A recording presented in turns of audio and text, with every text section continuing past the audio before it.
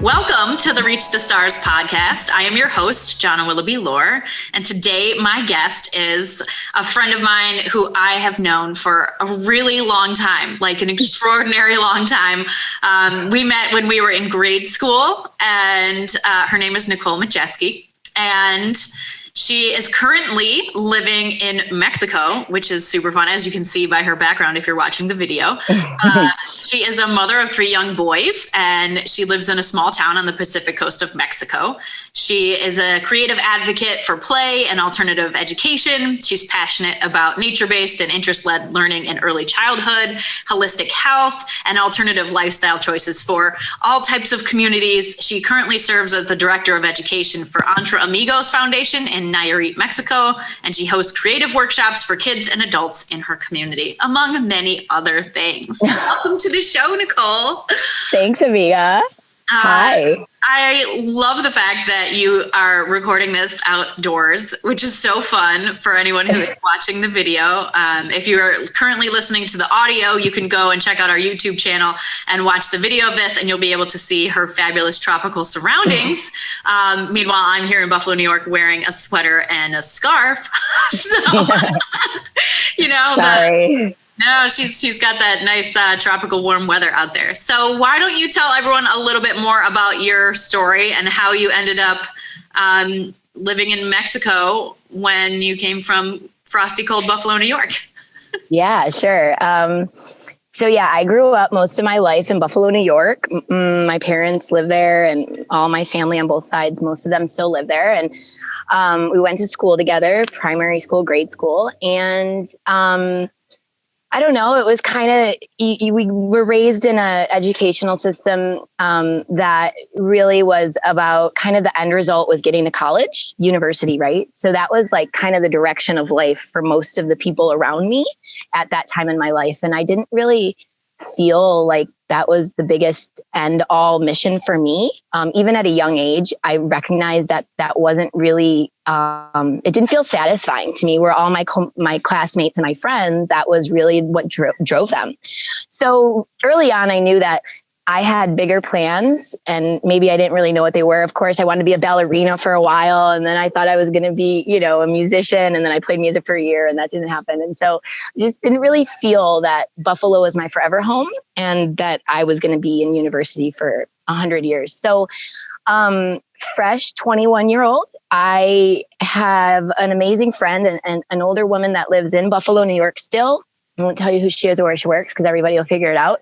But she was a dear friend of mine at the time, and her son was full-time living in Puerto Vallarta, which is a town down here on the coast where I live. And he is half American and half Mexican. And so at that time, it feels like hundreds of years ago, we became close. And he said, I'm going to leave after the winter. I'm going to go in February to Mexico. I'm going to go back and visit family. Do you want to come with me? And I was like, well, I don't know. I'm in school. I'm kind of studying to be a preschool teacher, but I work at a bar and I'm paying my own rent, and I kind of hate it, but I don't really know what am I going to do in Mexico. Okay, let's go. I'll travel. I'm going to travel. No, I'm going to go see the pyramids. I'm going to backpack. I'm going to be and I literally took a bus with a girlfriend of mine from back then and him, and we took a bus and we were on the bus for 4 or 5 days, and we landed in Puerto Vallarta. And at that time, he had made me think that we were going to this tiny little colonial village, in some back road in Mexico. And we get here and there's a McDonald's and the nightclubs and everybody's speaking in English. And I was like, oh, this is a little not what I was expecting. So right away, we found a spot. I found a great job within 6 months. I had my work visa, all my papers taken care of. And my intention back then was just to see what I would, 21, what the hell do we know, right? So to travel and do whatever and hang out for a while. And I stayed and I got a really great job. Back then I was 23. I got a job as a wedding coordinator, and I made really great money. And I did that for 7 years, and then I just stayed. And so I didn't travel around the world and see pyramids and become a professional backpacker. I did not do that. And from there, once I had that job as a wedding coordinator, I was single. I was making really great money at the time. I was traveling back and forth to the States a lot, going to wedding expos and whatever. And then I I was over it. I saw that the company I worked for was really corporate driven and it was changing a lot. It was shifting. I had to wear a uniform. There was a lot of new mandatory things that I wasn't really into. And I felt like I could do much more with what I had gained as really awesome event planning skills over the years. And I quit 1999. Or no, excuse 1999, 2009. And I started working for a nonprofit. That was kind of a dream I had since I was a teenager. I didn't know what that meant. And so I got hired at this nonprofit in the area to be the event coordinator for fundraising projects and coordinate volunteers and things like that. I made nothing for money. 10,000 pesos is like, shit, I don't even know, $450 at this point a month.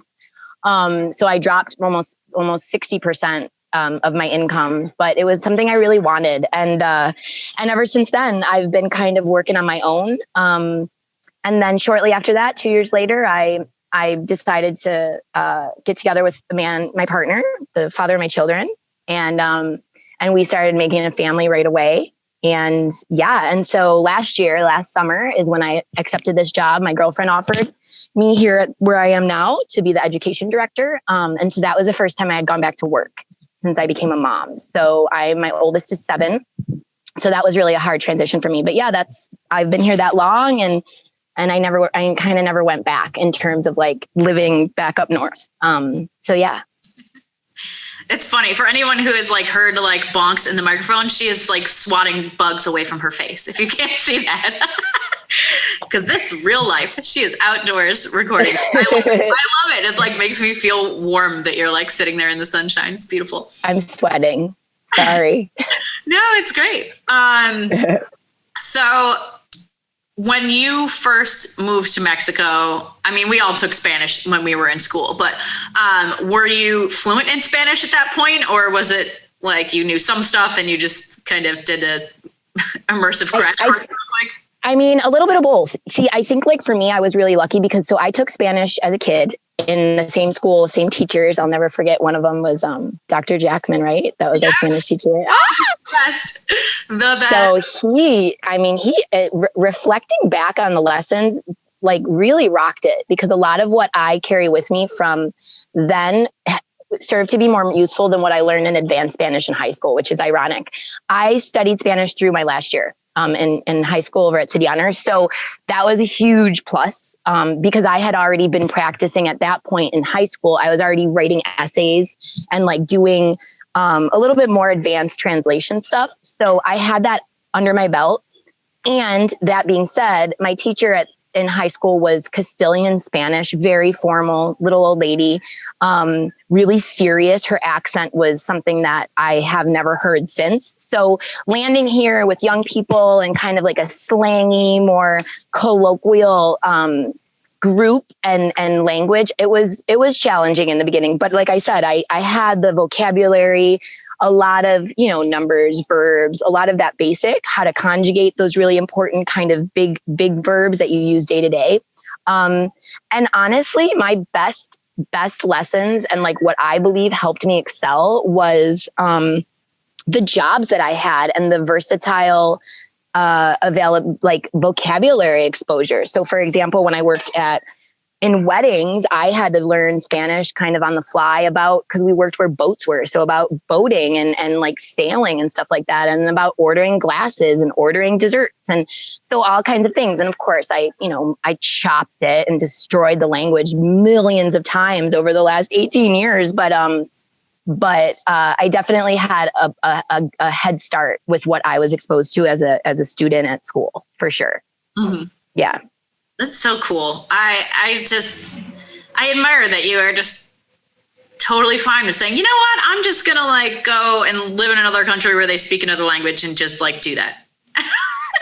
Right. And I was 21. So like, there's that, right? Like if someone were to tell me to like, propose that idea to me right now with 3 babies and like a life, I don't know if I could even move from one town to the other. So they're like, and I have a girlfriend, she just went to Beijing. She's raising her kids in China and she's originally from Denver. So, I mean, yeah, I did do it. And I recognize that probably a lot of people aren't that brave at that age, but I also recognize that being young and no responsibilities helped. jump off the bridge at that time in my life. Yeah. Yeah. I think that's awesome. Thank you. So I'm curious about what your lifestyle is like there. I mean, obviously, like you're using Wi-Fi outdoors on your phone, but the Wi-Fi in your house was like not having it for being on Zoom right now. But for anyone who's looking at this video, she does not like actually live in the trees. You have a house, you know? Like, yeah, no. I'm curious how different your like day-to-day life is where your house is from, you know, what day-to-day life is in like a typical American city suburb area. City. Yeah. So I grew up in Buffalo on the east side in Kaisertown, urban, super urban my whole life. Everywhere I've ever lived with my parents, it was in a city blocks. We never were out in the country or anything like that. Where I live right now is where, as I said, when I landed in Puerto Vallarta is a tourist city. It's a big city. You know, that doesn't mean there's skyscrapers, but there's enormous hotels and there's an airport and all the things, public transportation and everything. Where I live now, we're about an hour and a half north of Puerto Vallarta, and it's a very small town. It's like a ranch town. It's on the beach. It's on the coast. I rent a house, and, you know, the reality of, how do you call it? Like housing security or insecurity in that matter is super real here. We don't own a home. So just like anybody listening, many friends and family members in Buffalo, New York, how struggling to pay rent and all those things, that's super real here for us. I mean, we're resilient. My husband and I were creative, resilient individuals. Not much can kind of bring us down, you know, perseverance, as you mentioned in the beginning. And so that's a real thing. Like we definitely struggle economically. I'm working for a nonprofit, for example. He's a freelance photographer and videographer. So it is what it is. And you know how real that can be. But like day to day, it's a pretty slow life. That's kind of a thing I definitely realize, is that it's super relaxed in that I'm stressed out a lot because I have a lot of responsibilities, but my life in general is pretty slow. We have chickens, we have a pony, we have a bunch of dogs. We are really close to dirt roads and the beach. And it's a lot slower paced than what I have lived up north, and that's real. For those of you who have noticed that Nicole's background has changed, we had some technical difficulties, but we are now back. She is in a different location, and we are going to continue recording the show. So we are on to the part of the show where I ask all of the guests the same 5 questions. Dun, dun, dun, it's 5-question time. And because I really am interested in hearing the way that different people answer the same questions. So the first question is, tell me about an experience or a single moment that changed who you are today. That's such a good question. I purposely did not listen to the end of the interview so that I didn't know what these questions were. So I'm not prepared, but a single moment that changed who I am today. I think probably, and I know that you probably reflect on this too, is losing my mom and watching her basically pass away before our eyes. That was huge and will affect me for generations to come, I'm sure. So that's definitely one of them. A lot, but that's the first one that popped in my mind. I hear you on that. I was certainly a different person after that day than before that day, and always will be. Exactly. Okay, number 2, when you feel defeated or overcome, what do you tell yourself to keep going? I was just telling myself this a couple hours ago. Everything happens for a reason, and it will always work out.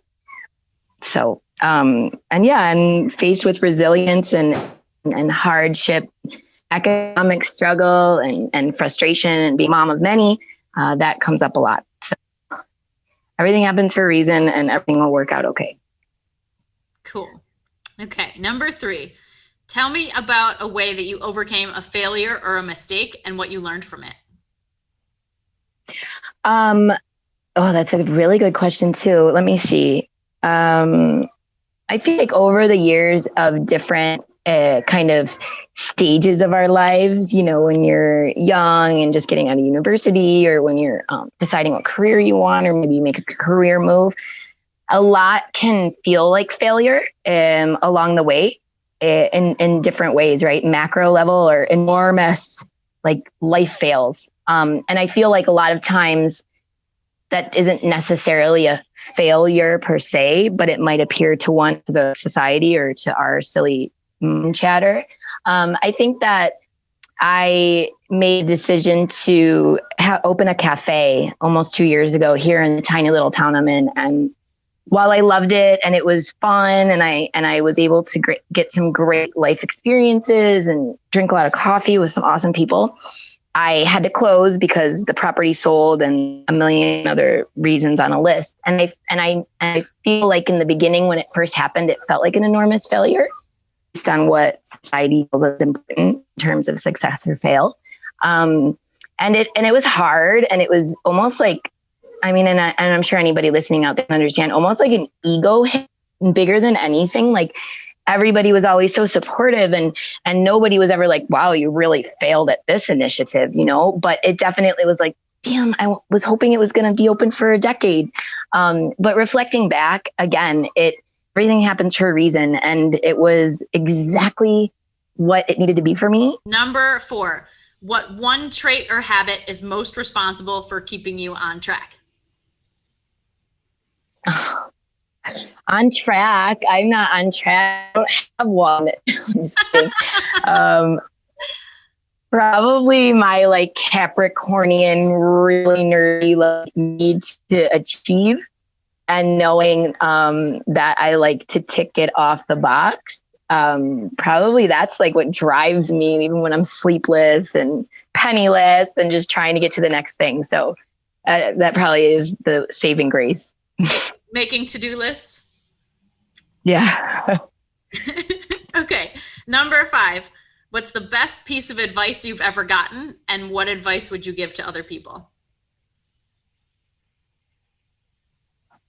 Oh man. The best piece of advice I've ever gotten. Okay.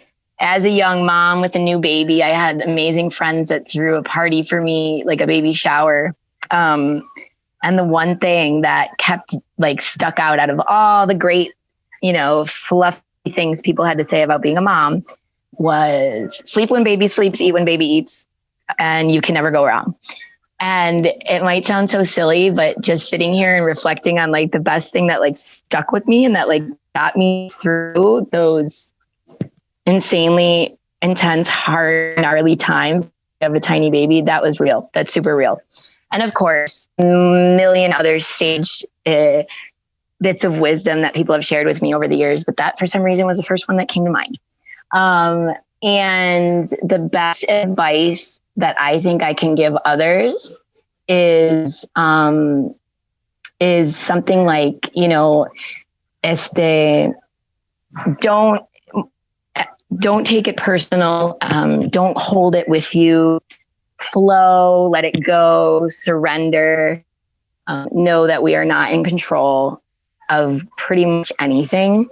And the more flexible you can be on yourself, and whether that means with your own personal goals or with your, you know, your emotions, your trials and tribulations, the easier the trail is going to be ahead. So I know that was like a lot of advice in one, but I think they're really important to just let it go.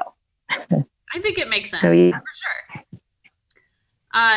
So as anyone watching the video can tell, the connection in the middle of Mexico is not always the greatest. So I want to make sure that we add in where everyone can find you on the interwebs. Yes. Okay. Thanks. I have an Instagram and a Facebook account with the same name called The Life of a Strong Mama. All of those words together, and the same for the website. www.thelifeofastrongmama.org. And I follow Papercraft Miracles on their accounts if you need to find me like that, if you can't figure out what I'm saying. So yeah, it's all kind of the same word and it's easy to find. Awesome. Thank you. Yeah. Thanks, Anita. Well, thank you so much for being on our show and for broadcasting from the jungle. It was a pleasure. I'm Thank glad you. that the pandemic has given me this opportunity to really like have conversations and connect with people that I haven't really gotten to talk to, quote unquote, face to face in a really, really long time. So this is awesome. And I'm so happy that you could be here. Likewise, Albeit as it's been grainy awesome. as Wi-Fi can make happen sometimes. Yeah, technology can be great sometimes, right? But no, it was so awesome. I've been so excited to come and hang out and chat, and I look forward to being able to do it more often. Thank you, girl. Yes. Yeah, awesome. Okay. And so thanks everybody for checking out the Reach the Stars podcast. I am your host, Jonna Willoughby Lore. My guest, Nicole Majewski, has been here. And if you love the show, please support us on Patreon. We have a Patreon page that is www.patreon.com/reachthestars. You can become a patron on there and you get early access to the shows, and there's blooper reels and all sorts of cool things you can check out on there. And if you want to give us a review on iTunes, that would make me super, super happy. It helps us get more visibility for the show. And thank you so much. And everybody have a wonderful day. Bye. A single interaction has the power to change your life forever. This is a place for the stories of those moments. Stories of pursuing dreams, overcoming tragedy and failure, of coming back to life after so much of what feels like dying, of continuing on with only a vision as a map. This is the place where those moments live on. Come sit by the fire, look up at the stars, and be forever changed too. Thank you for being with us on the Reach the Stars podcast. Our theme music is generously provided by Byrocratic. You can find him on bandcamp.com. Thank you to all of our current patrons, guests, and everyone else who helps make this dream a reality. We are so proud to be building this amazing community with all of you. If you love this podcast, please consider sharing with a friend, leaving a review on iTunes, and becoming a patron at www.patreon.com/reachthestars. Don't forget to subscribe to our YouTube channel to see the videos of these conversations. We'll see you next week. In the meantime, do something cool and tell us about it.